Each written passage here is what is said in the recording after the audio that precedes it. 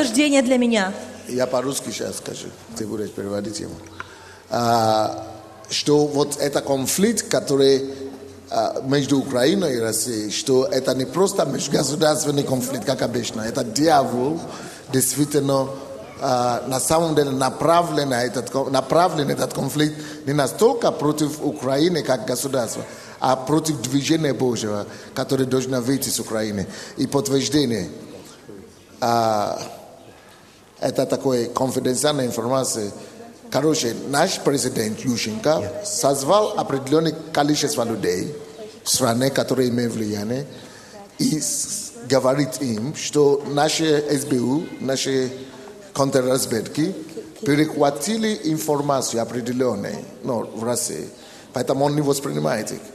И эта информация говорит, что если Россия что-то не сделает побыстрее, чтобы остановить евангельское протестантское движение в Украине, что Россия навсегда потеряет Украину.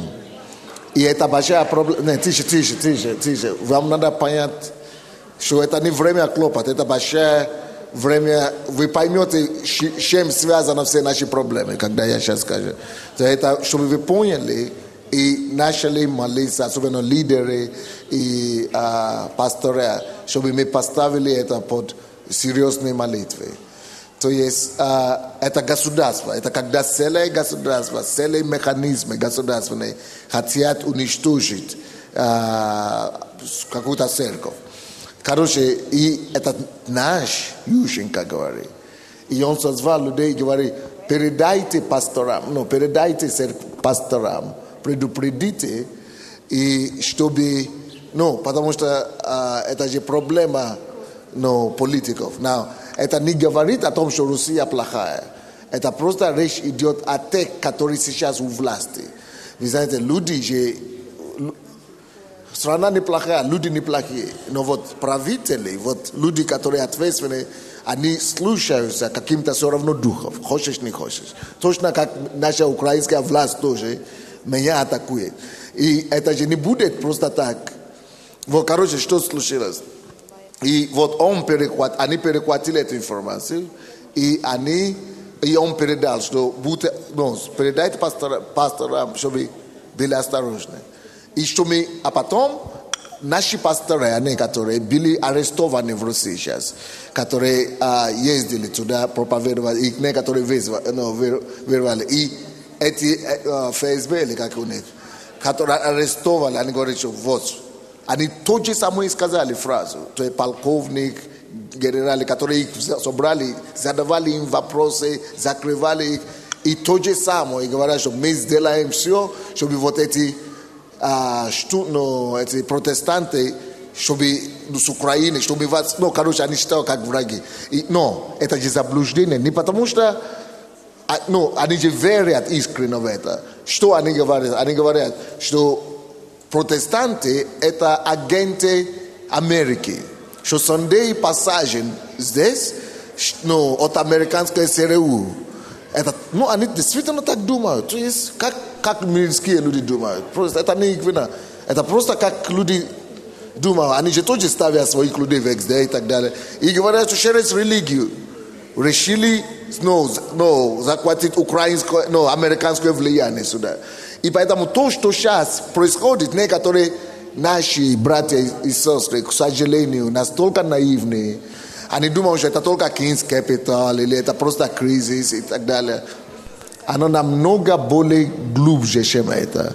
И договоренности идут на высокие уровни. Не только Россия. Россия договаривается с определенными политическими силами украинскими.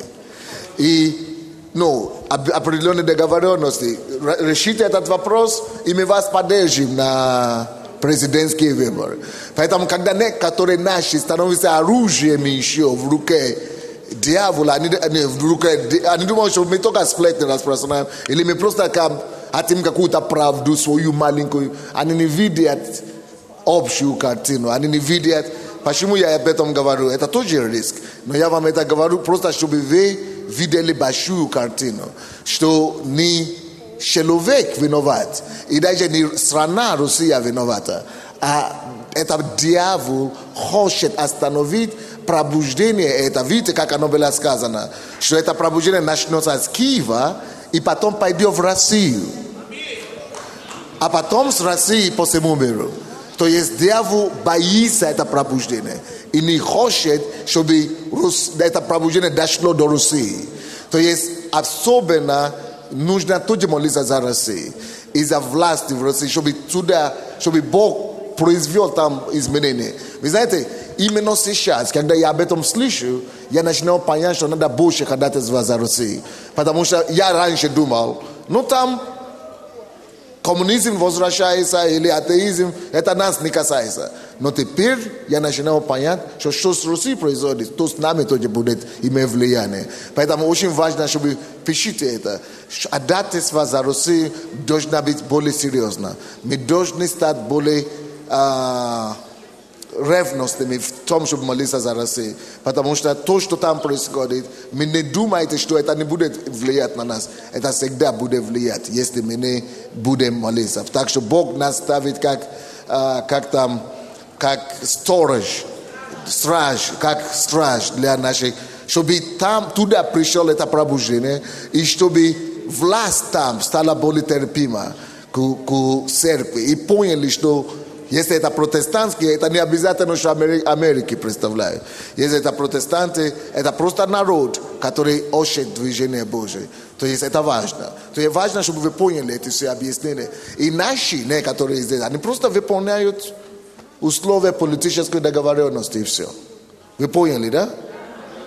Это соответствует тому, что он видел. Он говорит, что он увидел эти медведи, да? 2 медведя, которые молодые медведи. Вроде бы в тело молодые, но лицо старое. А что это же понятно? Молодые какие-то пришли в Россию, но старое, он говорит, лицо было КГБ. ФСБ, старое КГБ. То есть молодые тела, а лицо, то есть мышление, это все старое КГБ. Вот это же можно изменить, если мы будем молиться. Помните, когда все возможно Богу. Бог же развалил коммунизм. Значит, Бог может и там остановить это нашествие прошлое и принести новое там движение Божие. Amen. Amen. Аминь.